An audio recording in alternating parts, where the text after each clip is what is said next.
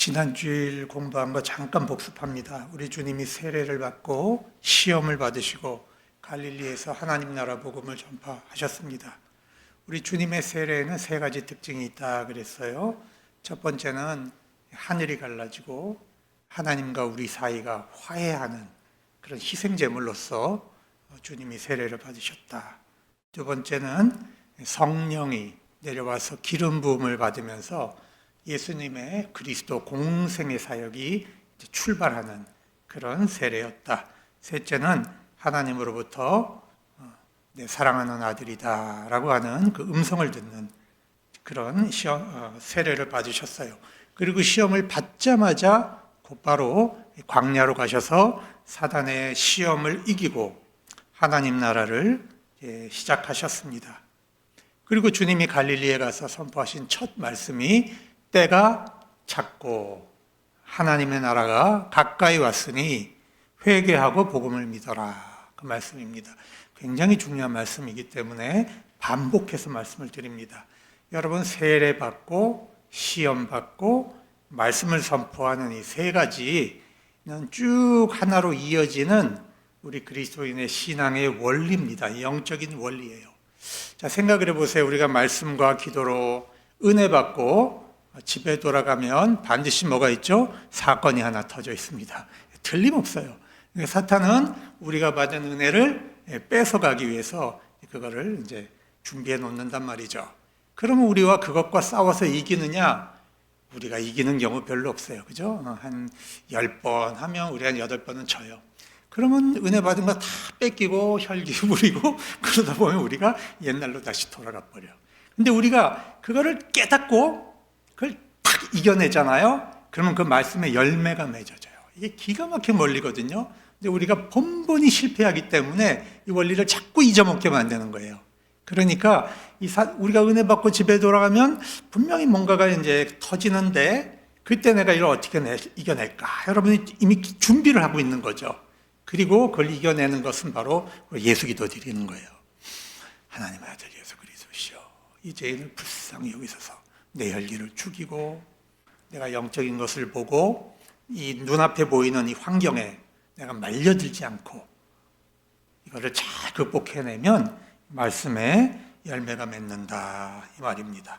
오늘 본문에 보면 예수님이 갈릴리 해변을 가셨다. 거기서 하나님의 나라의 첫 사역을 시작을 합니다. 이게 이스라엘 지도인데 저 위에 이제 호수가 있죠, 그죠? 저기가 갈릴리예요. 근데 사실은 호수인데 저기를 우리 마가는 갈릴리 바다다 이렇게 이제 표현을 하고 있는 겁니다.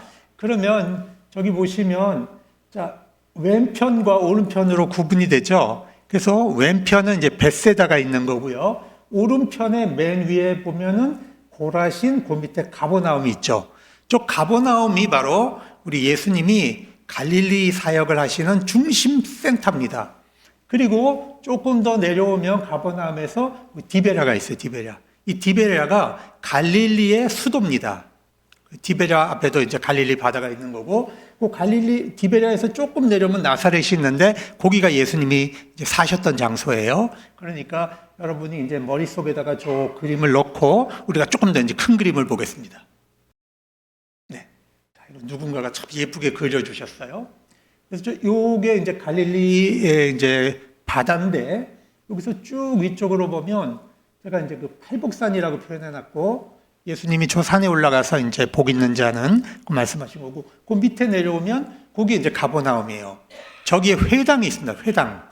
그러니까 그 갈릴리 사람들이 예배드리던 회당이 있고요.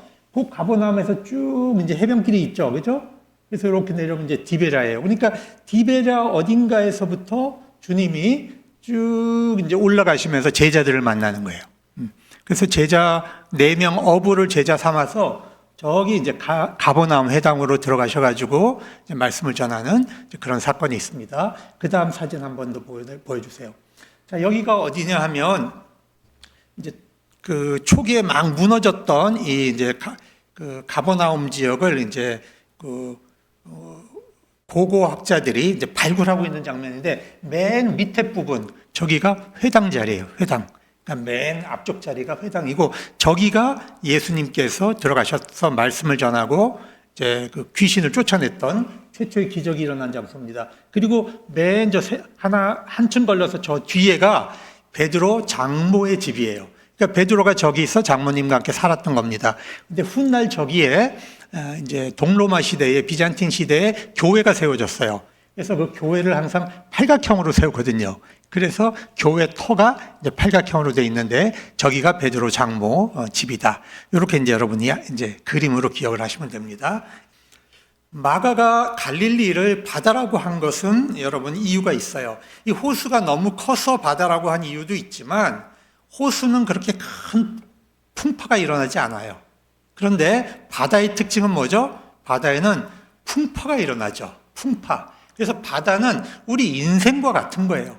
전혀 예상치 않았는데 파도가 탁 와서 때리고 어느 날 갑자기 돌풍이 일어나서 막 혼란이 일어나고 질서가 없고 무슨 일이 일어날지 모르는 게 이 바다잖아요.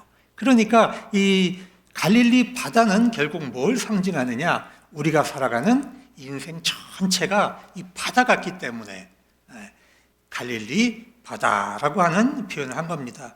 영적인 이유가 있는 거죠. 그래서 시편 74편 13절 14절을 보면 하나님께서 능력으로 바다에 사는 용의 머리를 부신다 이렇게 돼 있어요. 그러니까 바다는 무엇을 상징하냐 하면 사탄이 통치하는 무질서한 세계를 구약에서는 상징을 하고 있는 것입니다. 그래서 마가복음이 이 갈릴리를 바다라고 표현하는 것은 바로 하나님에게 대적하는 이 사탄의 권세가 강한 세상을 상징하는 것이 바로 바다입니다. 우리가 그렇게 이해를 하시고 나면 그 다음 모든 바다의 이야기를 이해할 때 우리가 영적으로 빨리 접근할 수가 있습니다. 예수님께서 하나님 나라 사역을 하시면서 제일 먼저 하신 일은 제자 4명을 선택한 것입니다. 16절, 17절에 보면 시몬과 그의 형제 안드레가 고기 잡는 것을 보시고 이 고기를 어디서 잡아요? 바다에서 잡잖아요. 거기서 나를 따라오너라. 내가 너희로 사람 낚는 어부가 되게 하리라. 우리가 너무나 잘 알고 있는 말씀인데 저는 어렸을 때 항상 궁금해서 왜 사람 낚는 어부라 그러셨을까? 이게 참 왜 그러셨을까? 이해가 잘 안 됐어요. 여러분 그 당시 스승은 제자들에게 뭐라고 했냐면 나한테 배우려면 나를 따라오너라 이렇게 이제 제자들에게 말을 했어요. 그 당시는 특별한 학교가 없었어요. 공교육이 없었죠. 그러다 보니까 제자는 선생님과 함께 살면서 선생님을 따라다니면서 공부를 하고 이제 배우는 게 그 당시 교육입니다. 그런데 특징적인 것은 그 당시 선생님이 학생을 택하는 게 아니라 학생이 선생님을 택해요. 학생 입장에서 저 선생님한테는 나를 맡겨도 되겠다. 그런 선생님을 찾아가서 자기를 맡기고 배우는 거예요. 그런데 오늘 본문 말씀에서 특징적인 것은 제자가 주님을 택한 것이 아니에요. 주님이 제자를 선택하는 겁니다. 이게 굉장히 중요해요. 제자를 선택하는 권한이 우리 주님에게 있는 주권이라는 말씀이에요. 여러분, 주님이 그 당신의 제자를 선택할 때는 사람들이 생각하는 기준으로 선택하지 않으세요. 그 사람에게 배움이 있는가? 그 사람이 인격적으로 훌륭한가? 그 사람이 직업이 뭔가? 그 사람의 가족 분위기가 어떤가? 이런 거 전혀 고려하지 않고 우리 주님이 일방적으로 주님의 주권으로 제자를 선택하신다는 거죠. 이게 여기서 굉장히 중요합니다. 어떤 경우 보면 어떤 사람이 주님을 따르겠습니다. 그러니까 아니다. 너는 집으로 돌아가서 거기서 하나님 믿고 살아라. 그러세요. 근데 어떤 경우는 전혀 주님을 따르고 싶은 마음이 없어. 그런데 주님이 너는 너 가진 것을 다 팔아서 가난한 사람 주고 나를 따라오너라. 이렇게 주님이 주권으로 선택을 하신다는 거죠. 여기서 중요한 교훈은 뭐냐?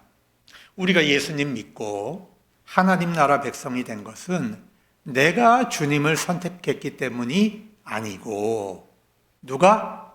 주님이 나를 택하셨기 때문이에요. 자, 그러면 우리의 신앙은 우리의 자랑거리가 될 수 있어요, 없어요? 자랑거리가 될 수 없어요. 우리가 신앙생활을 하는 것은 그건 늘 은혜인 것입니다. 그래서 우리가 신앙생활, 참 신앙생활하는 굉장히 중요한 원리는 우리 마음 저 밑바닥에는 항상 뭐가 있어야 돼요? 감사가 있는 거예요. 감사. 때로는 이 감사가 여기까지 잘 안 나올 때도 있어.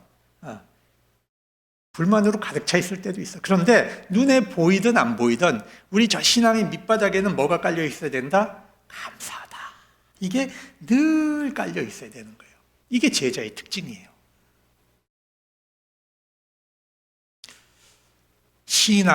우리의 신앙이 자랑이 되는 그 순간 우리의 마음은 주님을 떠나는 거예요. 이 마음. 우리가 이게 참 중요하게 생각해야 됩니다. 두 번째, 예수님이 우리를 부르실 때 교인으로 부르실까요? 제자로 부르실까요? 한번 답해 보세요. 여러분, 주님이 여러분 부를 때 제자로 부르셨어요? 교인으로 부르셨어요? 제자로 불렀어요. 주님이 제자를 선택할 때는 그 당시 교회도 없었어요. 처음에는. 그죠? 그러니까 주님이 우리 부르실 때는 제자되라고 부르는 거예요. 근데 우리가 정말 신앙생활하면서 내가 주님 제자다, 내가 주님 따른다는 생각을 가지고 우리 주님 따랐는가? 우리 주님 예수 믿었는가? 아니면 멀치건이 있는 교인이 돼서 그저 일주일에 한 번 예배 드리는 것으로 교인의 임무를 다한다, 이런 생각으로 우리 주님 믿었는가? 우리가 오늘 이걸 깊이 생각을 해봐야 됩니다. 마태복음 28장 19절에 가면 주님이 최초의 마지막으로 세상을 떠나면서 하시는 말씀이 있어요. 너희는 가서 모든 민족을 제자 삼아, 그죠? 아버지와 아들과 성령의 이름으로 세례를 주어라, 이렇게 돼 있어요. 그러니까 제자는 예수님의 처음에 하신 말씀대로 회개하고 복음을 믿어야 돼요. 그 다음은 뭘 해야 돼요? 세례 받아야 돼요. 그 다음에 자기가 제자 되어야 되고, 그 다음은 제자 만들기가 들어가야 되는 겁니다. 이게 제자의 임무예요. 회개하고 복음을 믿는 것. 두 번째, 세례 받는 것. 주님의 제자 되는 것. 그 다음에 제자 삼아라 그랬으니까 우리에게 맡겨주신 제자 삼는 임무를 우리가 다 맡아야 되는 거예요. 여러분, 제자는요, 늘 주님과 가까이 있어요. 우리가 숨을 쉴 때 늘 주님과 함께 호흡을 해요. 우리 주님 말씀 듣고 주님 숨결 느끼고 주님의 꾸지람도 늘 듣고 그러면서 성장을 합니다. 그러면서 우리 안에 하나님 나라가 자라나고 사탄의 권세를 이기고, 이렇게 하는 것이 제자의 길이에요. 여러분, 우리 원비동 교회가 이 땅에 왜 존재합니까? 주님의 제자 만들기 위해서 존재하는 거예요. 우리가 이 사실을 너무 오랫동안 잊고 살지 않았는가? 우리가 이제 마가복음을 공부하면서 그것을 다시 깨닫기 바랍니다. 또 주님을 따르는 제자가 되면 어떤 사명을 받는가? 사람 낚는 어부가 되는 사명을 받습니다. 원래 이 구약 성경에서 사람을 낚는다, 이 말은 좋은 의미가 아닙니다. 심판을 받아서 죽는다, 그런 뜻이 있어요. 여러분 생각을 해보세요. 이 물에 사는 물고기를 낚시로 탁 건져내면 살아요? 죽어요? 죽어요. 그렇기 때문에 원래 구약에서는 사람 낚는다, 그 말은 남의 나라에 나라가 망해서 끌려간다, 죽는다, 이 뜻이에요. 그런데 여러분, 우리가 바다가 뭔지를 알잖아요. 이제는 바다는 불안하고 요동치는 그런 사탄의 권세가 있는 곳이라 그랬죠. 거기서 건져져서 하나님 나라로 옮겨지면 살아요? 구원받아요? 죽어요? 구원받아요? 구원받는 거죠. 그러니까 우리 예수님께서는 이 부정적인 의미로 사람이 낚는다라고 하는 이 부정적인 의미를 이제 구원받는 의미로 우리 주님이 바꾸셔서 그것을 이제 사용하신다, 그 말입니다. 그래서 이 사람 낚는 일, 하나님 나라의 구원 사역을 우리 제자들에게 주님이 다 나눠주셨다는 거예요, 여기서. 자, 그리고 이제 19절에 한번 가보겠습니다. 조금 더 가시다가 세베대의 아들 야고보와 그 형제 요한을 보시니. 시몬과 안드레는 굉장히 가난했던 것 같아요. 굉장히 가난한, 배도 없는 사람이에요. 그래서 이제 남의 배를 올라타고 아마도 이 세베대의 배를 타고 이제 고기 잡던 그런 가난한 어부입니다. 그런데 이 세베대는 지금 선주거든요. 여러분 그 시골 마을의 선주면 그 굉장한 갑부입니다. 품꾼도 있어요. 그죠? 그러니까 이 세베대의 아들인 야고보와 요한은 사실 상당히 있는 집 도련님입니다. 그러니까 베드로와 안드레와는 좀 다른 야고보와 요한은 좀 있는 집 자식인 겁니다. 그래서 이 사실은 또 어떻게 알 수 있냐면 나중에 예수님이 예루살렘 성에 입성할 때에 마가복음에는 이제 야고보와 요한이 찾아가서 말하는데 마태복음에 보면 그 어머니가 등장을 해요. 세베대의 아내 야고보와 요한의 어머니가 등장을 해서 예수님을 찾아가서 이 정치적인 딜을 합니다. 주님이 이제 예루살렘에 입성하시면 왕이 될 텐데 내 아들 하나는 오른편에 세워주시고 하나는 영의정, 하나는 좌의정 세워주세요. 이렇게 주님하고 딜을 할 정도로 이 여인이 이게 대천 여성이에요. 보통 사람이 이거 할 수 있어요? 굉장한 재력이 있고 이게 좀 치맛바람을 좀 일으킬 능력이 있는 여성이다라는 것을 알 수 있죠. 그러니까 예수님의 제자 중에 가난한 사람만 있었던 것은 아니고 이 부자도 있었다. 우리가 지금 이제 알 수 있는 겁니다. 자, 18절에 보니까 곧 그물을 버려두고 따르니라. 여기서 곧이 나오잖아요. 그죠? 20절에 보니까 곧 부르시니. 그러니까 요한과 야고보도 이제 배와 아버지와 품꾼과 배를 버려두고 예수님을 따라갑니다. 자, 이들은 주님을 만났을 때 우리 주님이 보통 분이 아니라는 것을 그 신적인 능력으로 느낄 수가 있었습니다. 이분에게는 내 인생을 맡겨도 되겠다. 뭔가 이게 강력한 끌림을 받았겠죠. 그래서 자기 직업도 포기하고 다 내려두고 주님을 쫓은 거예요. 그런데 우리가 여기서 질문이 있어요. 과연 우리 주님이 가시는 길이 십자가 구원의 길이라는 것을 제자들이 알고 따라갔을까요? 여러분 어떻게 생각하세요? 그걸 알면 따라갈 수 있었을까요?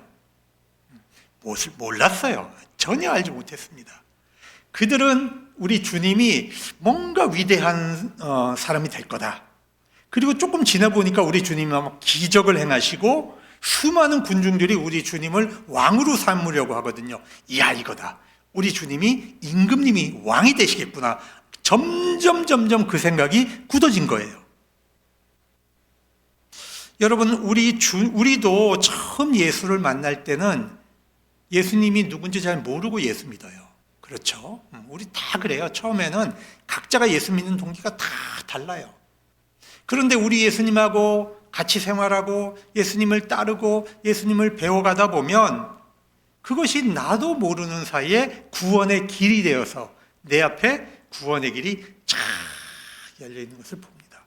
그리고 이게 나만 구원받습니까? 아니에요. 우리 가족에게도 구원의 길이 쫙 열립니다. 하나님의 은혜가 더 커지면 나를 통해서 우리 주변의 이웃에게도 하나님의 구원의 길이 쫙 열리는 것을 보죠. 그래서 우리가 이 구원받는다고 하는 것은 굉장히 신비로운 거예요. 우리가 뭘 하는 것 같은데 사실은 우리가 뭘 하는 게 아니라는 거죠. 하나님께서 이 제자들을 통해서 하나님 나라를 확장해 가신다고 하는 것을 우리가 알 수 있어요. 자, 예수님은 하나님 나라 사역을 하실 때 제일 먼저 하신 일이 제자를 세우셨다. 예수님의 제자가 세워지지 않으면 하나님의 나라는 확장될 수 없는 것이다. 제자를 세우는 것이 이렇게 중요한데 우리도 주님의 제자인데 우리가 정말 주님의 제자로 살려고 결단하고 사는가 한번 깊이 반성해 보시고 또 우리 원미동교회가 이 땅에서 주님의 제자를 많이 만들어낼 수 있는 교회가 되도록 우리가 기도해야 되겠습니다. 자, 두 번째로 우리 주님이 하신 사역은 무엇인가? 그것은 귀신을 추방하는 일입니다. 귀신을 추방하는 일. 어렸을 땐 이게 그렇게 대단한 건지 몰랐어요. 왜? 나하고 상관없는 일이라고 생각을 했어요. 우리 주님이니까 당연히 귀신 쫓아내지. 나하고 무슨 상관이 있어? 그런데요, 우리가 신앙이 성장하면 우리 주님이 하신 일이 다 내가 해야 될 일이에요. 주님이 하신 일이 다 누구를 위해서 하신 일이다? 나를 위해서 하신 일이라는 걸 우리가 깨달아가요. 여러분, 이게 예수 믿는 재미예요. 우리 주님 하신 것은 주님 자신을 위해서 하신 일이 하나도 없다는 거죠. 주님이 하신 건 다 누구를 위해서? 나를 위해서, 우리 교회를 위해서 하신 일이기 때문에 주님이 가지신 능력이 누구의 능력이 된다? 우리의 능력이 된다. 우리가 이걸 깨닫고 나면은 신납니다. 신앙생활하는 게 신나고요. 그냥 아주 용기가 팍팍 나는 것이 바로 주님의 일입니다. 자, 지난주에도 말씀드렸지만 때가 찼다. 이 말은 사탄의 세상이 끝나가고 있다. 이제 끝났다. 사탄의 세상이 끝나면 어떤 세상이 옵니까? 하나님의 나라가 오고 있는 거죠. 그래서 주님은 하나님의 나라가 왔다는 사실을 많은 사람들에게 보여주기 위해서 첫 번째로 일으키신 기적이 뭐다? 귀신을 추방하는 겁니다. 귀신을 추방하고 쫓아내면 사탄의 나라가 끝이 난 거고 이제 하나님 나라가 오고 있다는 것을 모든 사람에게 보여주시는 그런 일을 한 겁니다. 그래서 마가복음은 주님이 귀신을 직접 추방하신 게 4번 등장해요. 여러분, 이제 제가 하는 말을 들으면 다 이제 이해가 되십니다. 첫 번째는 어디서 했는가? 가버나움 회당에서 하셨어요. 두 번째는 이방 땅 거라사 지역에 갔어서 이 군대 귀신이 있잖아요. 이 군대 귀신을 쫓아서 전부 돼지에게로 집어넣는 그 두 번째 귀신 쫓는 기적을 하셨죠. 세 번째는 어디냐 하면 이방 땅 두로에 가셔서 이 수로보니게 여인의 딸이 귀신 들려 있었잖아요. 그죠? 그 귀신 들린 딸을 치유해 주시는 사건입니다. 그 다음에 네 번째는 변화산에서 주님이 변모하신 모습을 보이고 내려오니까 귀신 들린 아들을 가진 사람이 찾아왔어요. 귀신이 그 아이를 불에도 집어넣고 물에도 빠뜨리고, 근데 제자들이 못 고쳐요. 그래서 주님이 고쳐주십니다. 그런데 여러분, 재밌는 것은 2번은 유대인을 위해서 귀신을 쫓아내셨고 2번은 이방인을 위해서 귀신을 쫓아내셨어요. 이게 지금 무슨 얘기를 하는 거냐 하면 마가복음에서 예수님은 이스라엘과 이방을 공평하게 사랑하신다는 게, 공평하게 사랑하신다. 그래서 오늘날 이거를요, 우리가 그 이스라엘 사람들이 저 팔레스타인 사람들을 막 군사적으로 몰아내고 막 이렇게 하는 거는 결코 우리 기독교가 지지해서는 안 되는 거예요. 왜? 그 팔레스타인 사람들도 구원받아야 될 하나님의 백성들인데, 그죠? 힘이 없다고 해서 사는 땅에서 쫓아내고 총을 쏘고, 그것은 우리 기독교가 절대로 지지하면 안 돼요. 그걸 우리가 정치적으로 시온주의라 그래요. 시오니즘은 우리 기독교하고 맞는 거 아닙니다. 또 주님은 우리 제자들에게도 권능을 주셔서 귀신을 추방하게 한 사건이 2번 등장해요. 자, 이렇게 귀신을 쫓아내는 일이 하나님 나라에서는 중요하다, 이 말입니다. 자, 21절을 볼까요? 그들이 가버나움에 들어가니라. 예수께서, 그 다음 뭐가 나와요? 우리가 동그라미 쳤죠? 곧 안식일의 회당에 들어가사 가르치시매. 자, 가버나움은 아까도 보았지만 제자들의 고향입니다. 예수님의 갈릴리 사역 중심입니다. 가버나움은 베드로가 살았던 곳이고 베드로 장모의 집이 거기에 있습니다. 그래서 예수님은 안식일에 회당에서 정기 예배에 참석도 하셨고 종종 회당장의 초청을 받아서 말씀도 가르치셨어요. 그런데 우리 주님의 말씀을 듣는 사람들이 주님의 말씀의 방법과 그 내용이 서기관들하고 너무 달라서 깜짝 놀랐다, 이런 이제 표현이 나옵니다. 권위가 있었다. 자, 이게 무슨 얘기냐면요, 서기관들은 성경을 가르칠 때 성령을 받아서 가르치는 게 아니에요. 누구를, 어떤 걸 가르치냐면 자기 선배 서기관들, 자기 윗대 서기관들이 해석해 놓은 것을 가지고 그걸 풀어서 가르칩니다. 그러니까 성령의 감동으로 말씀을 전하지 않고 뭘 가지고 해요? 사람의 지혜를 가지고 가르친다, 그 말입니다. 거기에 감동이 있겠어요, 없겠어요? 전혀 감동이 있지 않죠. 그러니까 전통으로 가르친다는 말이 이 말인 거예요. 사람이 만들어 온 전통으로 성경을 푸니까 은혜가 안 되는 겁니다. 그런데 주님이 가르치는 권위는 하나님으로부터 온 권위예요. 하나님의 아들의 권세를 가지신 분이, 하나님 나라의 통치권을 가지신 분이 말씀을 풀어서 가르치시니까 여기에 능력이 나오죠. 그리고 사람들의 마음에 성령의 감동이 막 일어나는 겁니다. 여러분, 세상에 수많은 설교자가 있지만 성령의 감동이 있는 설교는 사람들의 마음이 변화가 일어나고 그 말씀을 들으면 즉각 실천하고 싶은 그런 마음이 막 일어나요. 안 하면 막 못 견딜 것 같은 그런 마음이 일어나죠.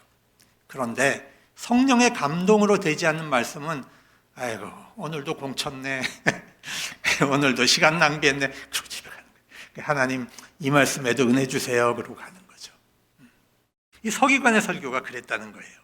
여러분 디모데후서 3장 16절 모든 성경은 하나님의 감동으로 된 것으로 교훈과 책망과 바르게 함과 의로 교육하기에 유익하다.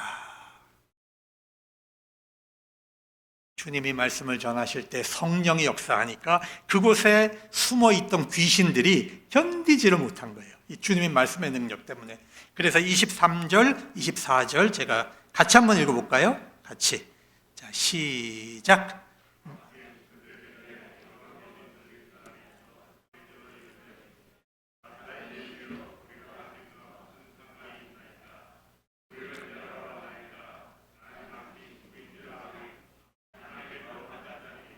네. 자, 귀신이 뭐라고 얘기했냐면, 예수님, 당신은 하나님의 아들인데 왜 우리가 통치하는 인간 세계까지 오셔가지고 우리에게 간섭을 하십니까? 그 말이에요. 당신과 우리가 무슨 상관이 있습니까? 무슨 얘기냐면 당신은 하나님의 아들인데 왜 우리가 통치하는 이 세상을 오셔서 간섭하십니까? 여러분, 사탄은 우리 인간의 죄를 이용해서 우리 인간을 사탄의 노예로 만들죠. 그리고 인간이 사는 이 세상을 사탄이 통치하고 다스립니다. 그래서 하나님 나라가 전파되면 자기들의 세상이 무너지기 때문에 하나님 나라가 전파되지 못하도록 막는 것이 바로 사탄이 하는 일이에요. 예수님이 광야 시험 받을 때 사탄이 뭐라고 예수님께 시험을 했습니까? 당신은 하나님의 아들인데 기적을 베푸시고 능력을 보여주시지 왜 세상에 십자가를 지고 나의 나라를 멸하러 하십니까? 주님, 내가 세상의 권세를 다 드릴 테니까 나에게 한 번만 절하십시오. 이게 사탄의 유혹이잖아요. 지금 이 회당에서 하고 있는 사탄의 그 말과 그 광야에서 사탄이 하는 그 시험의 내용이 사실은 같은 내용이라는 걸 우리가 알아야 돼요. 주님이 왜 사람이 되셔서 왜 우리 세계를 간섭하십니까? 그냥 하나님의 아들로 계십시오. 그거예요, 그거. 여러분, 사탄의 나라는 하나님의 나라와 공존할 수가 없어요. 그래서 우리 주님이 말씀을 전하시는 그곳에는 사탄의 나라가 무너지고 깨져나가는 것입니다. 우리가 사탄의 권세를 이기는 힘은 무엇이다? 결국 하나님의 말씀의 힘으로, 기도의 능력으로 우리가 사탄의 세계를 깨트려 나가는 겁니다. 그 다음에 이제 이렇게 말해요. 나는 당신이 누군 줄 압니다. 하나님의 거룩한 자이십니다. 그렇게 말하죠. 이게 무슨 뜻인지 제가 이제 설명을 잘 해드릴 테니까 들어보세요. 이 무당세계, 그 당시 무당세계는 상대방이 오면은 자기가 이제 귀신의 힘을, 이제 영의 세계의 힘을 빌어서 상대방이 누군지를 먼저 맞추는 거예요. 그러면 내가 너에 대해서 다 알고 있다. 그거를 공격함을 통해서 나의 능력을 드러내는 게 바로 그 당시 이제 무당들이 하는 방식이었습니다. 그러니까 너에 대해서 내가 다 알고 있으니까 까불지 마라. 그 뜻으로 나는 당신이 누군지 압니다. 이렇게 얘기하는 거예요. 여러분, 재밌죠? 한국에서 무속에서 일하는 사람도 사실은 이게 비슷해요. 고객을 만날 때 제일 먼저 하는 게 뭐죠? 상대방을 먼저 파악해서 기를 죽이는 거잖아요. 그죠? 무속에 있는 사람들이 하는 게 고객이 오면 제일 먼저 상대방의 신분을 파악해서 기를 죽이는 거죠. 뭐라고 합니까? 마음이 답답해서 왔지. 집안에 근심이 끊이지 않네. 아니, 세상에 안 답답한 사람이 세상에 어디 있어요? 다 답답하지. 집안에 문제 없는 사람이 어디 있어요? 이렇게 어림잡아서 탁 둘러치면 여러분 자기 입으로 막 얘기하잖아요, 그죠? 그러면 또 그러죠. 야, 그 조상 쪽에 막힌 게 많네. 신기에 눌렸구만. 정 목사가 저런 걸 어떻게 알아? 가봤나? AI 찾아봤어요. AI 찾아보니까 다 알려줘. 무속에서 제일 많이 쓰는 말 쭉 리스트가 나와요. 여러분, 그래서 귀신도 우리 예수님을 공격할 때 예수님의 신분을 공격하는 거예요.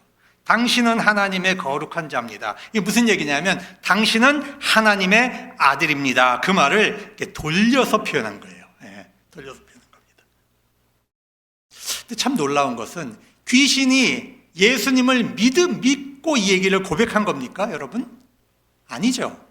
예수님이 하나님의 아들이라는 걸 아는데 지금 믿고 말한 거예요? 안 믿고 말한 거예요? 안 믿고 말하는 거죠. 여러분, 여기서 우리가 중요한 원리가 있어요. 예수님이 누군지 아는 것과 우리 주님을 믿는 것은 하늘과 땅 차이보다 더 크다. 그러니까 무슨 얘기냐? 안다고 주님 믿는 거 아니다, 그 소리예요. 이 세상에는 예수님 누군지 아는 사람이 널렸어요. 근데 주님을 못 믿어. 우리 교회 안에도 우리 주님이 누군지 아는데 믿지 못하고 교회 다니는 사람들이 굉장히 많다, 이 말입니다. 여러분, 지식이 사람을 구하지 못해요. 지식이 사람을 구하지 못해요. 우리 주님과 인격적 사귐이 있어야 돼요. 매일 우리 주님과 대화가 있어야 돼요. 우리 신앙생활 안에. 주님 그렇죠? 주님 그렇죠? 주님 그렇습니다. 주님, 이건 제가 잘못한 거죠? 주님, 이건 제가 좀 혼나야 되겠죠? 우리 주님과 밀당이 있어야 돼, 밀당이. 신앙생활은 인격적으로. 그리고 그분의 사랑만 생각하면 내 마음이 완전히 의지할 수 있어야 돼. 우리 주님의 사랑에 대해서 내 마음이 완전히 의지하고 신뢰할 수 있어야 돼. 여러분, 이게 예수 믿는 거예요. 예수님이 누군지, 예수님이 삼위일체고, 예수님이 어떤 분이고 많이 알아봐야 우리 주님의 사랑에 내 마음을 완전히 의지할 수 없으면 그건 예수 믿는 게 아니다, 그 말입니다. 믿는 거하고 아는 건 다르다. 아는 건 사탄이 더 많이 안다, 그 말입니다. 여러분, 근데 오늘 본문을 보니까 귀신이 뭐라고 하냐면 우리가 당신과 무슨 상관이 있습니까? 이 귀신들은 우리라고 불러요. 한 귀신이 들어가 있는 게 아니고 이 한 사람에게 귀신이 어떻게 들어가 있어요? 왕창 들어가 있는 거예요. 뭉텅이로 들어가 있는 거예요, 귀신이. 그런데 우리 주님은 사탄의 자기 방어권을 인정하지 않습니다. 잠잠하라, 입 다물어, 어미 꾸짖고 그 사람에게서 나와라 하고 주님이 명령하십니다. 여러분, 우리는 사탄하고 대화하면 안 돼요. 사탄은 토론의 대상이 아닙니다. 사탄은 우리가 커뮤니케이션 하는 대상이 아니에요. 사탄은 주님의 이름으로 꾸짖고 주님의 이름으로 물리쳐야 될 대상인 겁니다. 아시겠죠? 사탄하고 자꾸 얘기하지 마세요. 근처도 가지 말고. 사탄의 유혹이 오면 여러분은 믿음으로 주님의 이름으로 나사렛 예수 이름으로 명하노니 사탄아 내게서 물러가라, 떠나라. 너와 나는 아무 상관이 없다, 명할 수 있어야 됩니다. 주님이 이렇게 능력 많으신 우리 주님이 나의 주님이라는 사실이 얼마나 신나고 얼마나 의지가 됩니까? 주님 때문에 사탄이 굴복했고 우리가 사탄으로부터 자유함을 얻었다는 이 사실이 얼마나 기쁜 일인가 하는 것을 깨닫고 우리가 즐겁게 신앙생활 하시기 바랍니다. 예수님은 안식일에도 쉬지 않고 귀신을 추방합니다. 십계명 정신에 따르면 안식일에는 모든 사람이 쉬어야 됩니다. 그리고 거룩하게 지켜야 되죠. 그래서 종들도 쉬어야 되고 심지어는 짐승도 쉬어야 돼요. 안식일의 정신입니다. 하물며 하나님의 형상을 지닌 사람이 이 귀신의 종이 되어서 귀신의 노예가 되어 있으면 얼마나 안타까운 일입니까? 그래서 주님은 안식일에도 쉬지 않고 귀신을 내쫓고 영혼을 구하신 겁니다. 그래서 안식일에 귀신을 쫓아내는 게 합법이에요? 불법이에요? 합법이에요. 우리 하나님의 법으로 안식일에 귀신을 쫓아내는 건 합법입니다. 그런데 서기관들은요, 그거를 가지고 트집을 잡아요. 율법적인 신앙이 되면은 그걸 갖고 트집점. 안식일에 아무것도 하지 말라 그랬는데 왜 안식일에 고치느냐? 왜 안식일에 귀신을 추방하느냐? 자, 26절에 봅니다. 더러운 귀신이 그 사람에게서 경련을 일으키고 큰 소리를 지르며 나오는지라. 여러분, 이게 귀신의 특징입니다. 귀신은 조용하지 않아요. 귀신은 사람에게서 나갈 때 자기가 떠난다고 소란을 피웁니다. 경련을 일으키고 큰 소리를 지르고 떠나죠. 사람들은 이 모습을 보고 충격을 받았습니다. 귀신을 추방할 때는 일반적으로 그 시대는 더 큰 신을 불러서 귀신을 물러가라고 하는 게 그 시대의 하나의 방식인데, 우리 주님은 자기의 권위로 다른 영의 힘을 빌리지 않고 자기의 힘으로 귀신을 추방하는 걸 보고 사람들이 충격을 받았어요. 그래서 이렇게 말합니다. 어찌 이런 일이 일어나는가? 권위 있는 새 교훈이다. 더러운 귀신이 명한즉 순종하는도다 하고 사람들이 말을 했습니다. 여기서 귀신을 추방한 장소가 어딘가, 시간이 언제인가, 흥미있는 것은 안식일의 예배당이라는 사실이에요. 오늘날로 바꿔 얘기하면 우리가 교회에서 예배 드리고 있는 그 순간에 귀신이 뭉태기로 들어와 앉아 있었다, 그 얘기입니다. 여러분, 이거 놀랍지 않습니까? 하나님의 말씀을 배우는 장소, 하나님을 예배하는 그 장소에 귀신이 들어와 앉아 있었다. 또한 거짓 선지자 서기관들이 지도자가 되어서 가르치고 있었다. 이것이 예수님 당시에 유대 종교가 타락한 모습이었던 것입니다. 예수님께서 훗날 제자들에게 이렇게 말씀하십니다. 마가복음 12장 38절에서 40절 같이 한번 읽습니다. 시작.